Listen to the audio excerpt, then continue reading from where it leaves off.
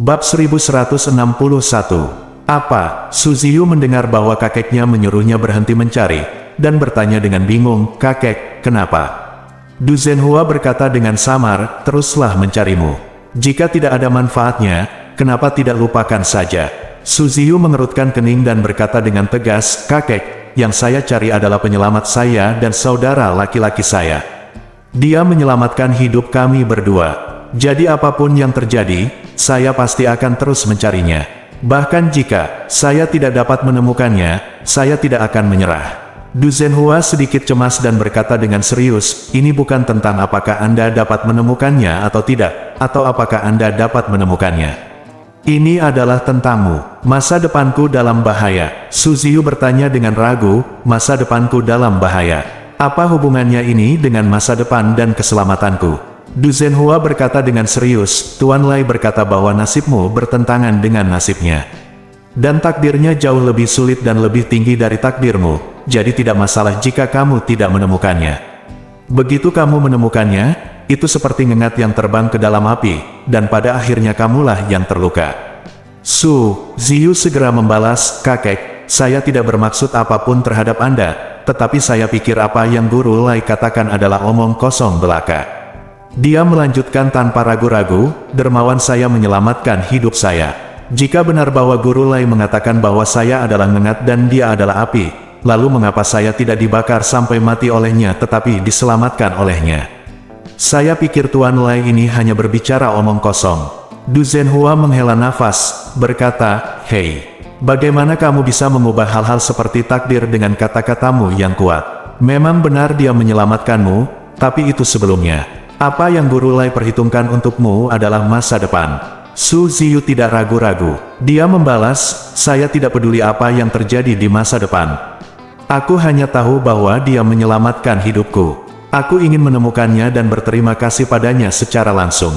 Sesederhana itu. Tidak masalah meskipun dia dan aku ditakdirkan untuk berkonflik. Itu bukan masalah besar bagi aku. Kembalikan saja kehidupan ini padanya." Du Zhenhua menegur dengan cara yang jarang dan keras, "Ziyu, jangan bicara omong kosong di sini. Apa yang Guru Lai katakan jelas bukan lelucon, kamu harus mendengarkan." Su Ziyu gemetar kepalanya tegas. Berkata, "Ini adalah tahayul feodal pseudo ilmiah, saya tidak akan mendengarkan."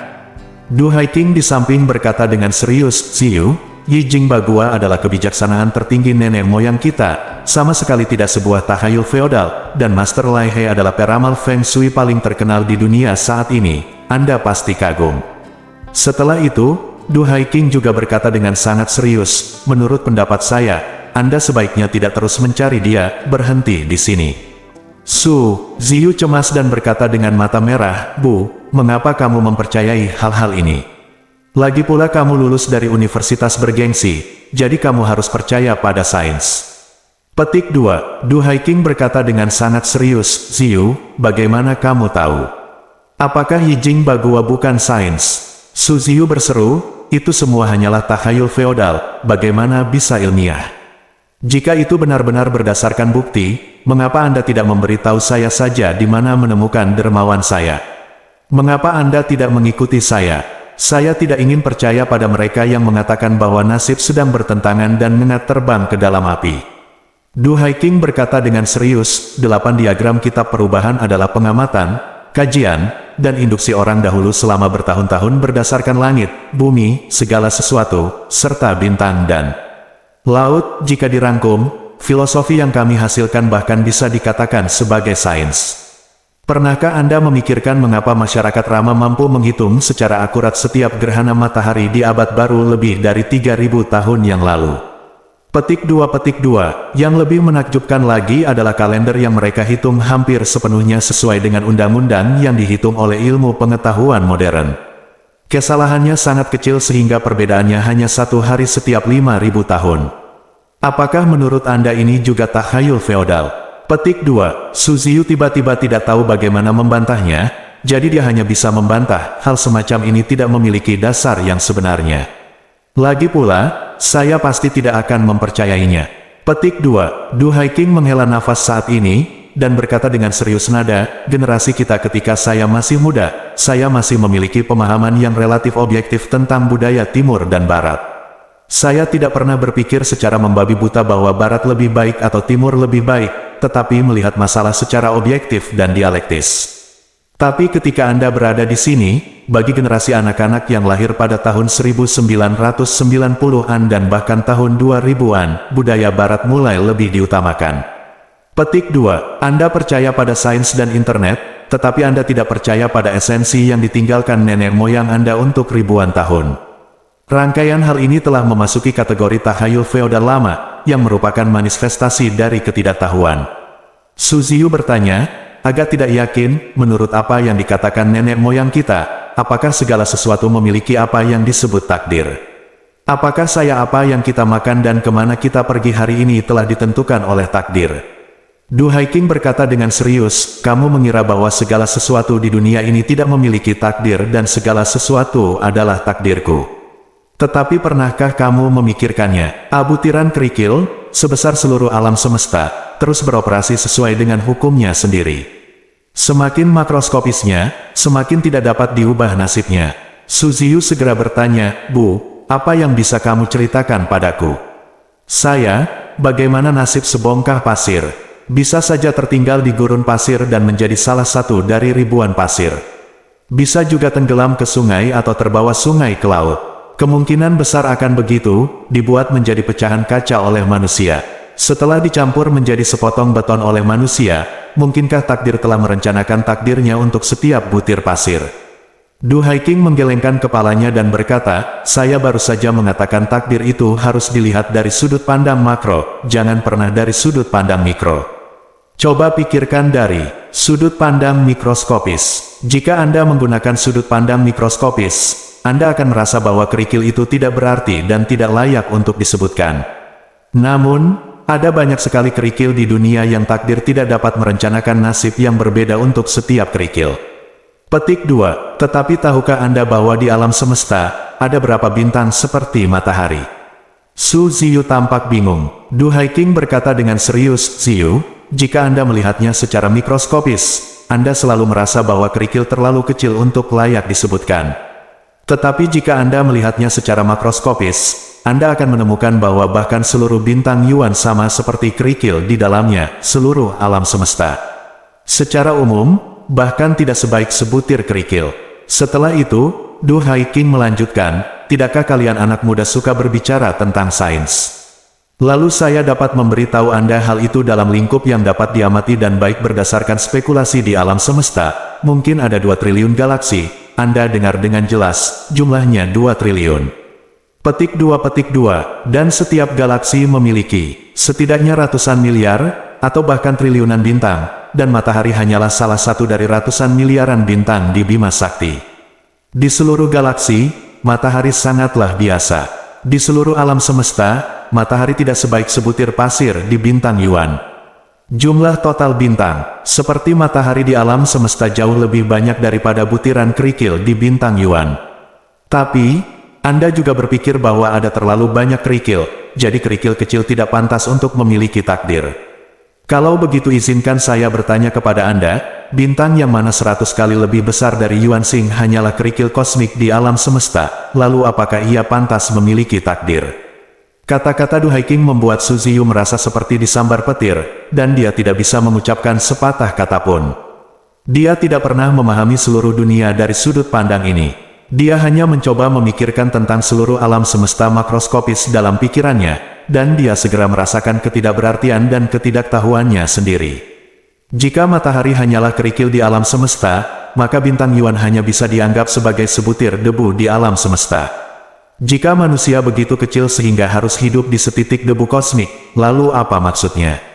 Seberapa banyak ilmu pengetahuan yang dapat diperoleh manusia dari setitik debu kosmik ini dapat mewakili segala sesuatu di dunia. Bab 1162. Melihat Su Ziyu tidak lagi berbicara untuk membantah, Du Haiqing menghela nafas pelan dan berkata dengan suara yang sangat serius, Ziyu, kamu harus tahu bahwa semua bintang di lebih dari 2 triliun galaksi semua bintang memiliki aturan pergerakannya masing-masing, belum lagi nasib miliaran orang. Setelah itu, dia mengatupkan kedua tangannya dan berkata dengan saleh, "Saya biasa pergi ke kuil untuk membakar dupa dan menyembah Buddha, dan kalian berdua dan ayahmu sama-sama menurutku aku percaya tahayul, tapi sudah lama dikatakan dalam agama Buddha bahwa sebutir pasir adalah satu dunia."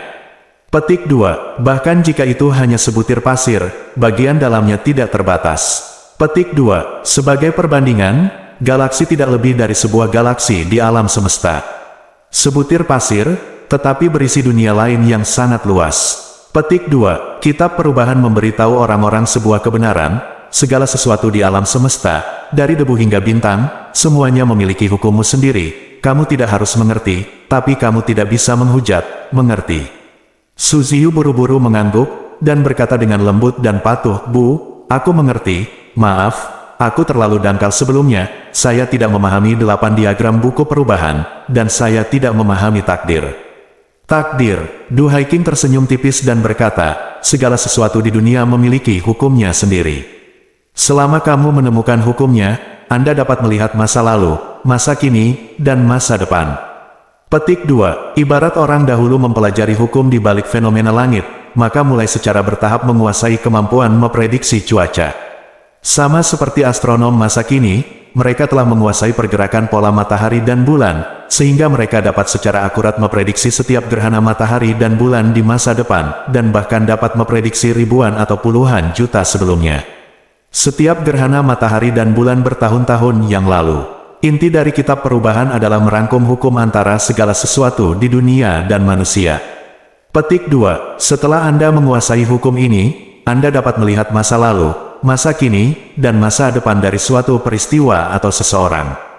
Karena Tuan Lai menasihatimu untuk tidak melihat lagi, maka kamu harus patuh dan berhenti mencari. Kamu dan saudaramu sama-sama adalah hidupku. Terakhir kali sesuatu terjadi padamu di negara Beihai, aku hampir merasa patah hati. Ziyu bertanya tanpa sadar, "Bu, apakah menurutmu Tuan Lai mungkin melakukan kesalahan dalam perhitungannya?" Saat dia mengatakan itu, dia buru-buru menjelaskan, "Saya tidak meragukan Yi Jing Bagua, saya hanya berpikir hal semacam ini seperti mengerjakan soal matematika. Jika Anda membuat kesalahan sedikit saja, hasilnya akan sangat menyimpang. Sebagai kata pepatah, jika kamu membuat sedikit kesalahan, jaraknya ribuan mil." Du Haiking menggelengkan kepalanya dan berkata dengan serius, "Bintang Yuan berputar mengelilingi matahari, dan dibutuhkan 1 tahun untuk menyelesaikan satu revolusi, tapi di sana tidak akan pernah ada penyimpangan, sedangkan tata surya berputar mengelilingi pusat seluruh galaksi. Dibutuhkan 250 juta tahun untuk menyelesaikan satu lingkaran, dan tetap tidak akan ada penyimpangan. Inilah ketatnya hukum." Petik 2. Hukum I Ching sama akuratnya dengan astronomi, dan Guru Lai adalah salah satu guru paling mendalam di dunia yang telah mempelajari 8 diagram I Ching. Tidak ada kesalahan. Petik 2. Karena dia bilang kamu seperti ngengat yang bergegas menuju api, maka kamu harus menjauhi api sejauh mungkin. Semakin jauh, semakin baik. Jika kamu tidak patuh dan bersikeras mencarinya, maka aku akan meminta ayahmu untuk mengirimmu ke luar negeri sekarang. Petik 2. Karena itu, Du Haiking menambahkan, bagaimanapun, sekolah bisnis universitas gratis dimulai pada bulan Agustus, dan masih ada setengah tahun lagi. Jika Anda tidak patuh, pergilah ke sana lebih awal. Tidak, Bu. Suziyu buru-buru berkata, "Sekarang izinkan saya pergi ke Federasi Utara sendirian." Ketika saya sampai di sana, sekolah belum dimulai, asrama tidak dapat ditinggali, dan saya tidak mengenal tempat itu. Tidak nyaman untuk dilakukan apa saja. Du Haiking berkata dengan serius, "Ini tidak merepotkan. Ayahmu membeli sebuah villa di dekat universitas gratis tahun lalu. Kamu dapat tinggal di sana setelah kamu pergi ke sana. Akan ada pengurus rumah tangga, pembantu, dan asisten hidup. Itu akan sangat nyaman bagimu untuk sampai ke sana. Jika tidak berhasil, aku bisa pergi bersamamu." Ketika Suziyu mendengar ini, dia segera memohon, "Bu, saya tidak ingin pergi ke Federasi Utara sekarang. Kalau begitu saya mendengarkan Anda, mengapa saya tidak berhenti mencari Anda?" Ketika dia mengatakan ini, Suziyu penuh dengan keengganan jauh di dalam hatinya. "Dalam hatiku, secara alami ada 10.000 orang yang tidak mau menyerah mencari penyelamat." Petik 2. Tapi, apa ibuku yang dikatakannya sekarang sangat mutlak. Pemahamannya adalah meskipun dia biasanya memiliki kepribadian yang sangat lembut, begitu dia membuat keputusan, pada dasarnya tidak ada ruang untuk mediasi. Jadi, jika aku masih bersikeras mencari dermawanku, ibuku pasti akan mengirimku ke Federasi Utara seperti yang dia katakan. Petik 2. Saat itu, aku akan berada di Federasi Utara, ribuan mil jauhnya dari negara itu, dan akan lebih sulit lagi menemukan dermawanku. Tidak mungkin. Petik 2. Jadi, aku hanya bisa berbohong untuk menstabilkan ibuku dulu, dan kemudian diam-diam terus mencari dermawanku. Du Haiking aku tidak tahu apa yang dipikirkan putrinya saat ini, tetapi ketika dia mendengar bahwa dia memang bersedia untuk menyerah dalam pencarian, dia merasakan di dalam hatinya aku menghela nafas lega. Jadi, dia memandang Su Zifei dan berkata dengan serius, "Zifei, alasan kenapa kamu dipanggil dengan nama ini adalah karena aku harap kamu bisa mengetahui yang benar dan yang salah dan membedakan yang benar dari yang salah. Ibu baru saja memberitahumu tentang pertaruhan dalam masalah ini tentang adikmu. Ini sangat jelas, jadi demi nyawa dan keselamatannya, kamu harus ingat bahwa kamu tidak akan pernah bisa membantunya menemukan seseorang secara diam-diam lagi. Apakah kamu mengerti?" Ketika Su Zifei mendengar ini, dia segera menyatakan posisinya, "Don, jangan khawatir, Bu. Saya selalu kagum dengan budaya tradisional negara Yan kita, dan karena guru berkata demikian, saya pasti tidak akan membantu Ziyu." Su Zifei mengatakan yang sebenarnya. Saat ini, sebagian anak muda, karena telah menerima pengaruh budaya barat, secara membabi buta mengkritik budaya tradisional negeri Yan. Di antaranya, pengobatan kuno tradisional paling banyak dikritik. Ketika Su Zifei masih muda yang pemarah, dia memiliki prasangka buruk terhadap pengobatan kuno. Dia selalu merasa bahwa pengobatan kuno tidak memiliki dasar ilmiah dan eksperimen klinis. Namun ketika dia berumur 19 tahun, dia pernah mengalami demam ringan yang berlangsung lebih dari sebulan. Dia pergi ke rumah sakit untuk melakukan semua tes yang bisa dilakukan, dan pada dasarnya mencoba semua antibiotik, tetapi tidak terjadi apa-apa. Memengaruhi. Pada akhirnya, dia tidak punya pilihan selain mengunjungi dokter terkenal bersama keluarganya. Setelah mendiagnosisnya, dokter terkenal tersebut mengatakan bahwa dia menderita serangan kelembapan. Dia melakukan akupuntur di tempat dan membuatkan obat untuknya. Setelah minum itu, dia segera cukup. Sejak itu, Su Zifei memahami bahwa jika sesuatu selalu ada, pasti ada alasannya. Pengobatan kuno telah berkembang selama 5.000 tahun seiring dengan peradaban Yangguo. Hikmah yang terkandung di dalamnya ternyata bisa dibantah oleh anak muda seperti saya. Oleh karena itu, sejak saat itu, ia semakin kagum dengan budaya tradisional. Hal yang sama juga berlaku untuk I Ching Bagua. Ketika Su Ziyu mendengar ini, dia merasa semakin putus asa. Dia tahu bahwa jika saudara laki-lakinya tidak dapat membantunya, maka dia akan benar-benar kehilangan semua bantuannya. Dalam hal ini, apakah dia masih memiliki kesempatan untuk menemukan dermawannya? Sejak dia diselamatkan di negara Beihai, dia akan memikirkan Ye Chen berkali-kali setiap hari dan semua detail saat dia diselamatkan. Dapat dikatakan bahwa Ye Chen telah mengakar kuat di tulangnya. Oleh karena itu, meskipun itu seperti seekor ngengat yang terbang ke dalam nyala api, jauh di lubuk hatinya dia tidak akan berhenti. Saat ini, Du Haiking memandang Su Ziyu dan berkata dengan nada yang tidak memungkinkan adanya sanggahan, "Ziyu, ibu ingin tinggal di kota Ling sebentar. Selama ini, kamu bisa tinggal bersamaku di kota Ling. Kamu tidak perlu pergi kemana-mana." Bab 1163. Du Haiking yang mengalahkan diri sendiri. Benar-benar ingin tinggal di kota Ling untuk sementara waktu.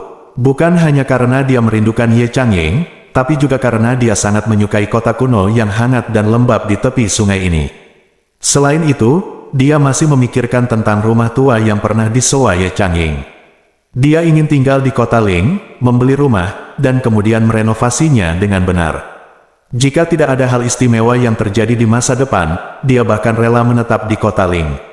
Du Haiking melihat pria yang dicintainya menikahi wanita lain dan benar-benar kehilangan kepercayaan dan harapan dalam hubungan, jadi dia menikahi Su Soudao.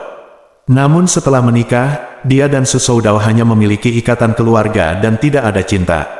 Saat pengkhianatan Su Soudao terhadapnya terungkap, rasa sayangnya pada Su Soudao hampir hilang.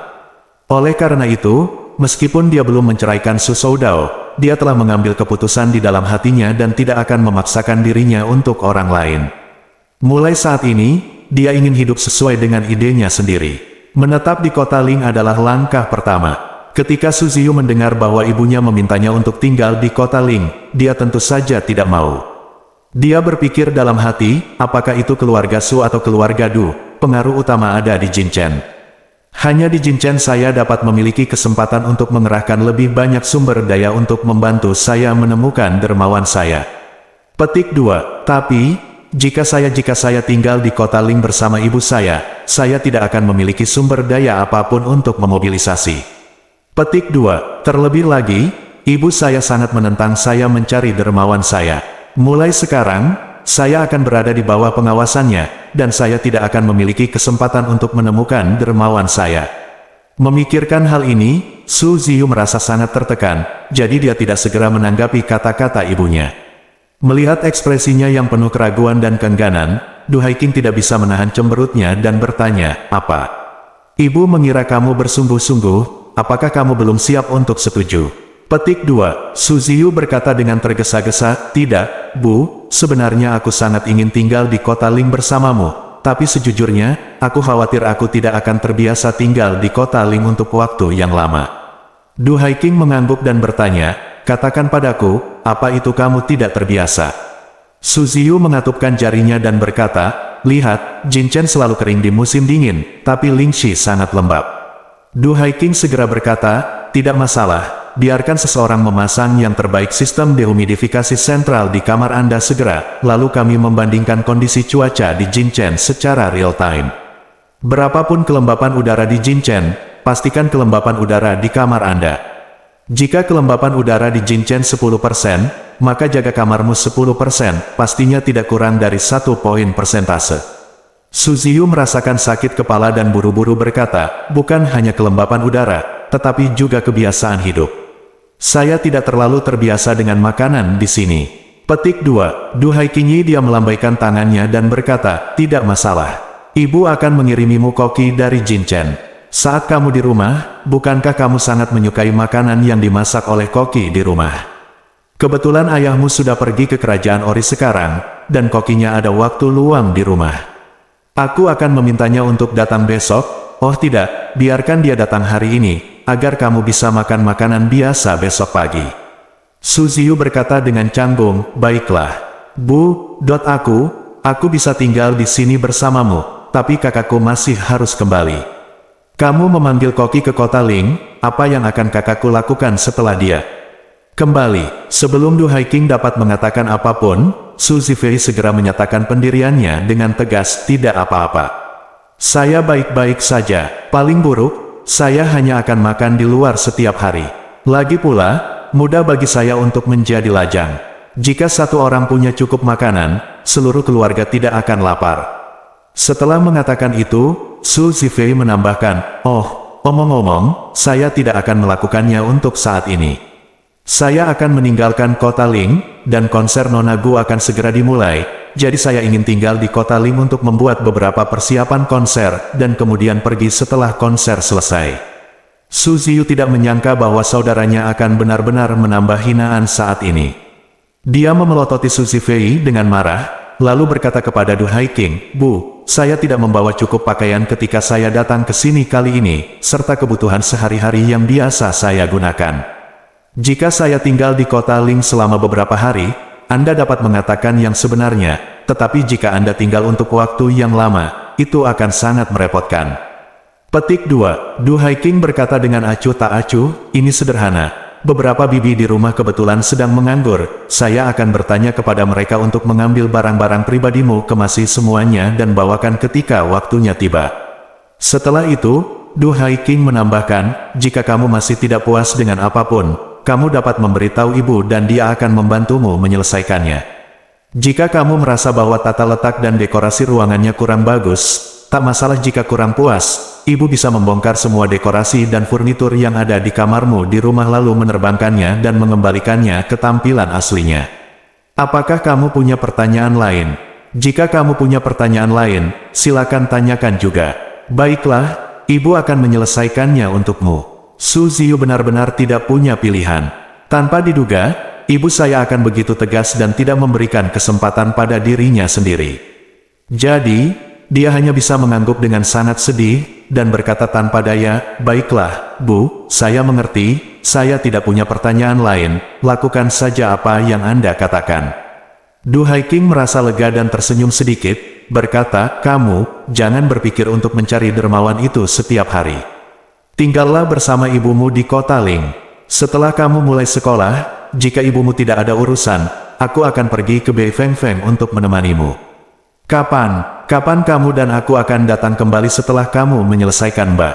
Su Ziyu tahu bahwa ibunya selalu menjaganya, mencegahnya untuk terus mencari dermawannya secara diam-diam.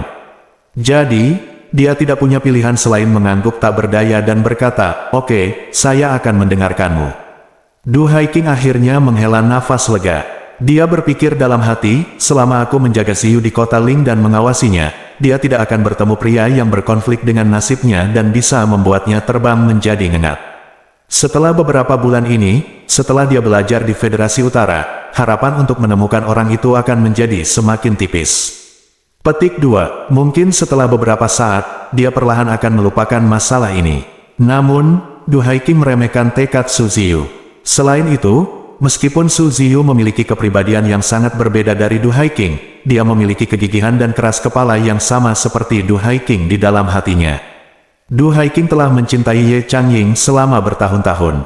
Meskipun Ye Changying menolaknya berkali-kali, dia tidak pernah menyerah, dan tidak ada yang mencoba membujuknya. Su Ziyu ingin menemukan Ye Chen. Bahkan jika semua orang menghentikannya, dia tetap bertahan di dalam hatinya.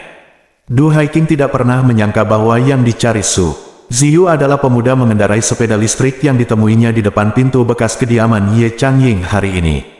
Rumah kelas 1 tempat tinggal pemuda itu sekarang hanya berjarak 3-5 km dari mereka dalam garis lurus.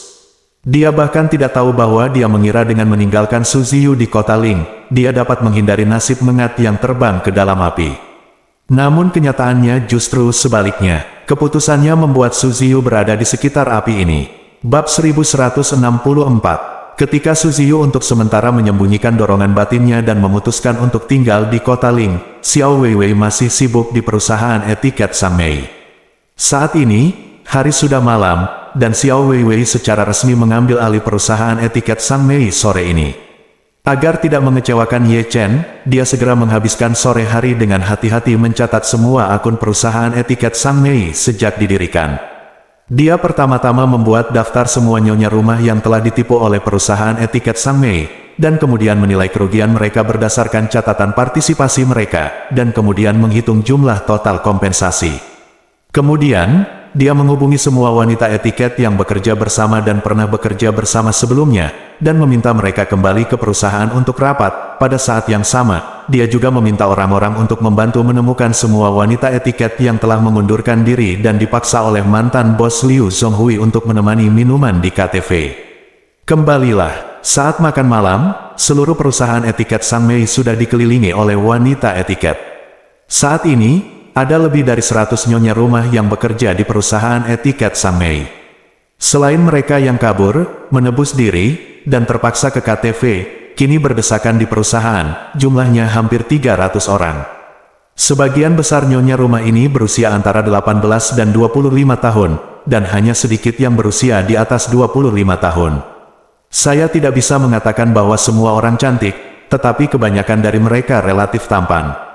Apalagi, tinggi badan para nyonya rumah ini minimal 1,65 meter, dan sosok mereka proporsional, dibandingkan dengan kebanyakan profesi, kondisi eksternal secara keseluruhan relatif tinggi. Hampir 300 gadis muda dan cantik tampak seperti 300 burung pipit berukuran besar, mengobrol tanpa henti. Mereka semua diberitahu bahwa perusahaan etiket Sang Mei telah berpindah tangan dan meminta mereka untuk datang dan melunasi semua rekening. Namun, mereka tidak mengerti mengapa Liu Zhonghui tiba-tiba berpindah tangan karena perusahaan itu sangat menguntungkan. Selain itu, mereka juga ingin mengetahui bagaimana pihak perusahaan akan melunasi tagihannya jika mereka meminta mereka kembali.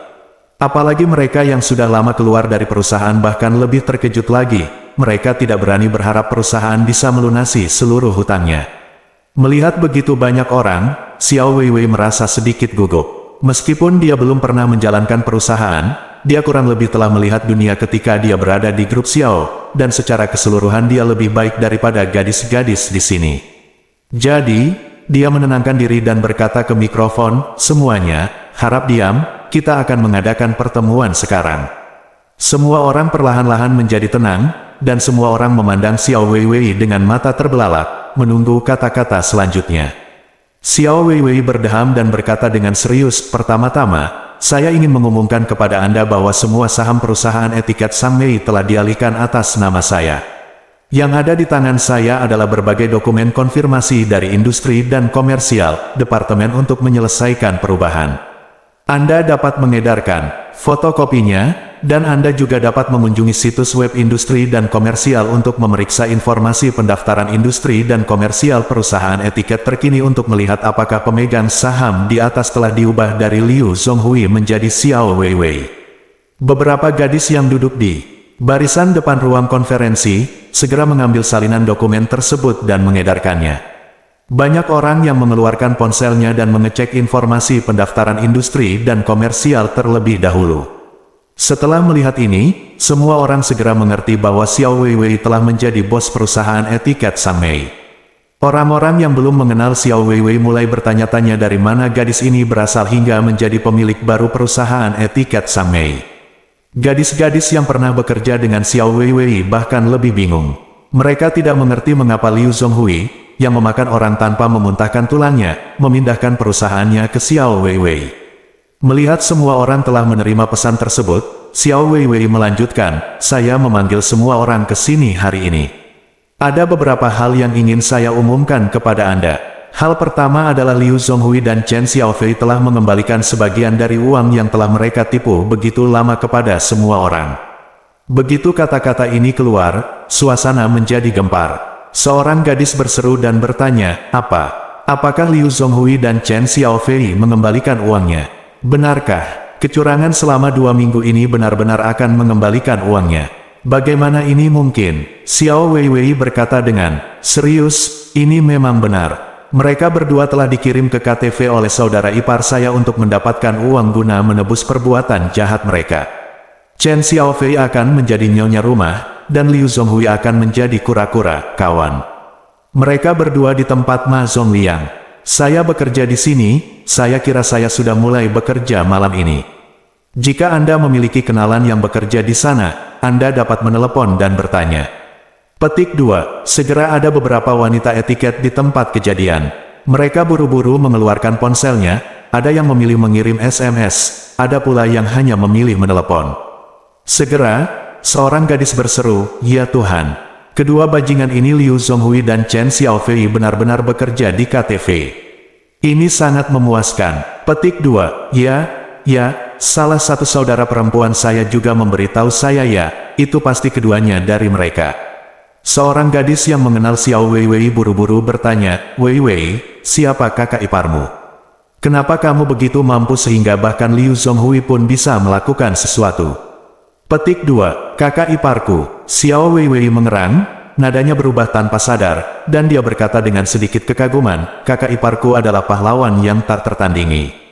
Semua gadis yang hadir telah diintimidasi dan diperas oleh Liu Zhonghui sampai tingkat tertentu. Bisa dibilang aku sudah sangat membencinya. Oleh karena itu, setelah mendengar kabar tersebut, mereka semua bersorak dan bertepuk tangan beberapa saat. Xiao Weiwei menunggu tepuk tangan semua orang akhirnya berhenti sebelum dia berkata, "Hal kedua adalah pembagian uang."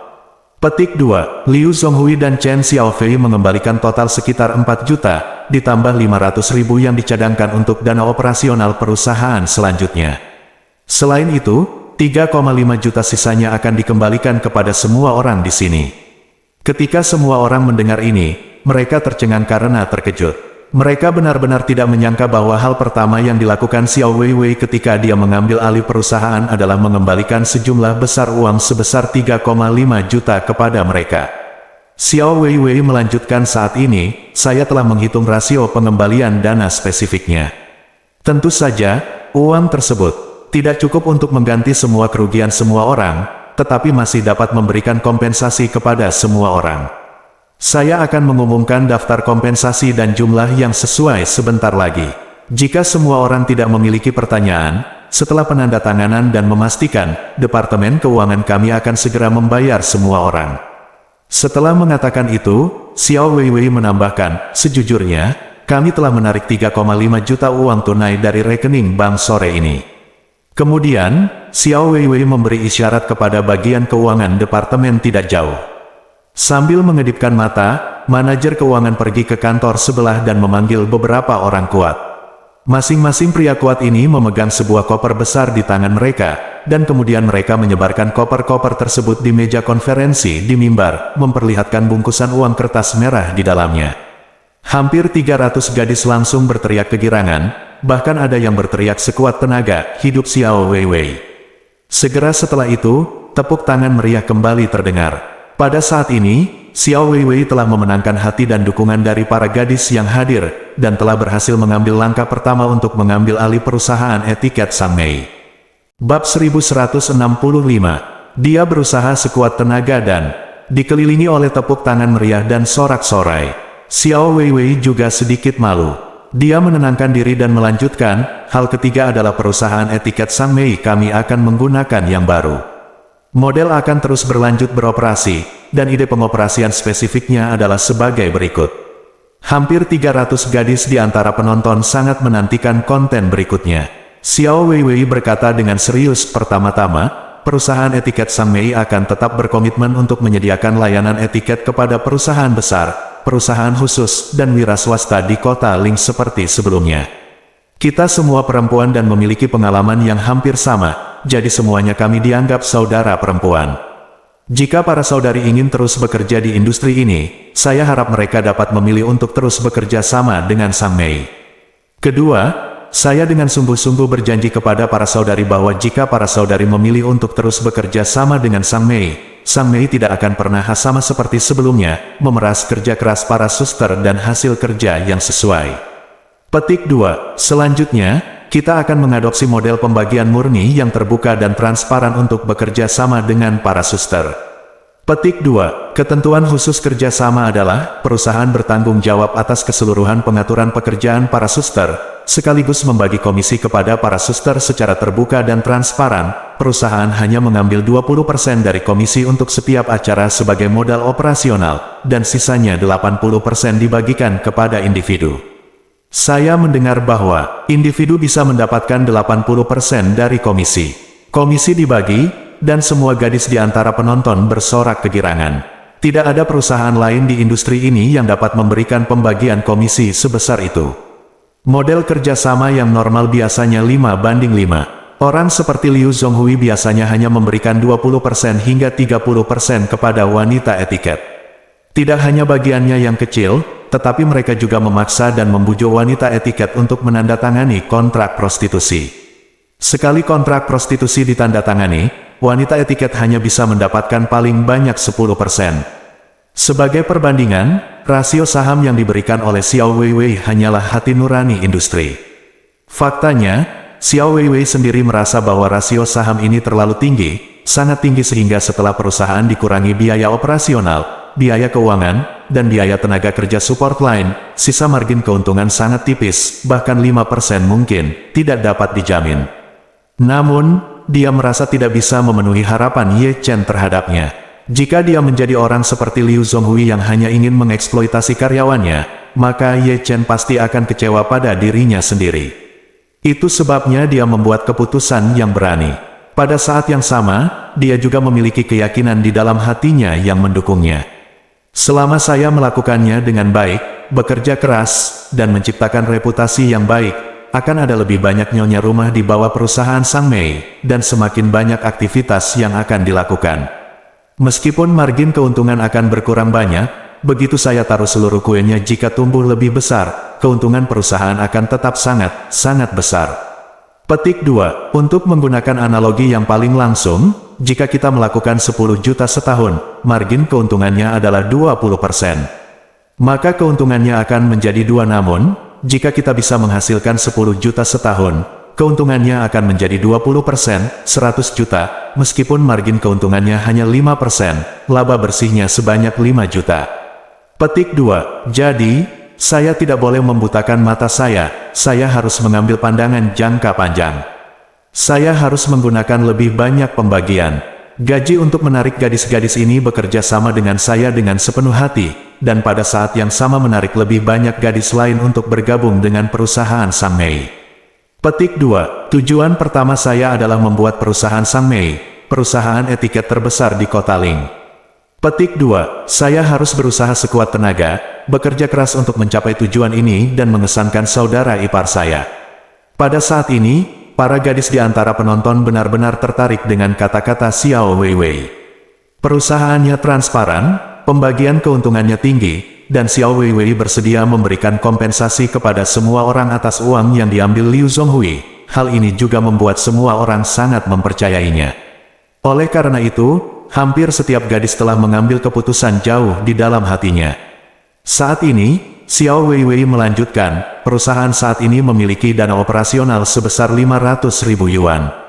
Saya telah memesan 3 kendaraan komersial 13 tempat duduk khusus untuk menyediakan bus antar jemput gratis bagi karyawan perusahaan. Saat dia mengatakan ini, dia merasa sedikit malu. Namun, karena keterbatasan dana saat ini, sebagian besar dana tersebut telah digunakan untuk memberi kompensasi kepada saudara perempuan, jadi kami hanya dapat membeli 3 mobil sekarang. Petik 2. Jika kami memiliki jumlah karyawan yang lebih banyak di masa depan, 3 mobil bahkan jika kamu terus berlari bolak-balik, kamu mungkin tidak dapat memenuhi kebutuhan mobil banyak orang. Dalam hal ini, ketika kami mulai bekerja, beberapa karyawan mungkin tidak dapat menikmati layanan antar jemput untuk saat ini.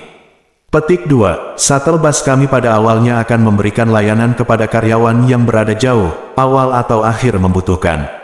Tetapi saya akan berjanji kepada saudara perempuan saya bahwa ketika perusahaan menghasilkan uang di masa depan, kami akan terus membeli lebih banyak bus antar jemput. Petik 2. Pada akhirnya, kami akan menyiapkan armada sendiri. Tidak peduli cuaca berangin atau hujan, kami dapat memastikan bahwa setiap acara dan setiap saudari kita memiliki mobil untuk menjemput dan mengantar mereka. Pada titik ini, penonton kembali bertepuk tangan meriah. Mata banyak gadis sudah merah karena kegembiraan. Mereka memilih menjadi wanita etiket karena mereka tidak memiliki sarana kelangsungan hidup yang baik. Apalagi kondisi keluarga mereka tidak terlalu baik. Saya tidak hanya bekerja keras setiap hari untuk mendapatkan uang hasil jerih payah saya, tetapi saya juga akan diintimidasi kemanapun saya pergi. Saya diintimidasi oleh atasan saya di perusahaan, saya diintimidasi oleh pihak A ketika saya keluar untuk menghadiri acara. Singkatnya, hampir tidak ada yang menghormati mereka, apalagi memikirkan mereka. Namun, kata-kata Xiao Weiwei sangat menyentuh hati mereka, membuat mereka merasakan kehangatan, cinta, dan perhatian untuk pertama kalinya. Jadi, seseorang segera berdiri dan berkata dengan penuh semangat, "Saudari Wei, aku akan melakukannya bersamamu mulai sekarang." Petik 2. Ya, Saudari Wei, aku akan melakukannya bersamamu mulai sekarang. Aku mulai melakukannya setelah aku lulus dari sekolah menengah. Saya telah bekerja sebagai nona tata krama selama 6 tahun untuk membantu keluarga saya melunasi hutang mereka. Saya telah mengalami segala macam kepahitan dan kepahitan, tetapi saya tidak pernah merasakan sedikit pun manisnya. Kata-kata Suster Vivi barusan membuat saya merasa manis dari lubuk hatiku, jadi aku dianggap salah satu dari mereka. Petik 2. Ya, tidak ada perusahaan yang pernah memperlakukan kami sebagai manusia. Sekarang Suster Weiwei memperlakukan kami sebagai saudara perempuan. Mengapa kami ragu-ragu? Saya akan bergabung, mengikuti pernyataan tulus orang-orang ini. Semua orang di tempat kejadian semua terbakar. Semua orang bergegas mengutarakan pendiriannya dan dengan tegas memilih untuk bergabung. Xiao Weiwei tidak bisa menyembunyikan kegembiraannya dan berkata, "Oke, mari kita tanyakan niat mereka kepada para suster sekarang. Saudari-saudari yang tertarik untuk terus bekerja di perusahaan etiket Sang Mei, silakan angkat tangan." Dalam sekejap, para penonton berdesir. Desir, angkat 3 atau 400 tangan. Alasan ada begitu banyak tangan adalah karena banyak gadis yang begitu bersemangat hingga mereka mengangkat tangan ke udara. Xiao Weiwei melihat sekilas dan menemukan bahwa hampir tidak ada seorang pun di tempat kejadian yang tidak mengangkat tangan, dan semua orang mengangkat tangan tinggi-tinggi, dengan penuh kegembiraan dan harapan di wajah mereka. Tidak ada keraguan-raguan, tidak ada keterikatan, tidak ada rasa setengah hati di wajah mereka, sebaliknya mereka dipenuhi dengan kegembiraan dan kesalehan. Terlihat bahwa masing-masing dari mereka sangat berharap untuk bergabung dengan perusahaan etiket Sang Mei yang baru ini. Bersambung.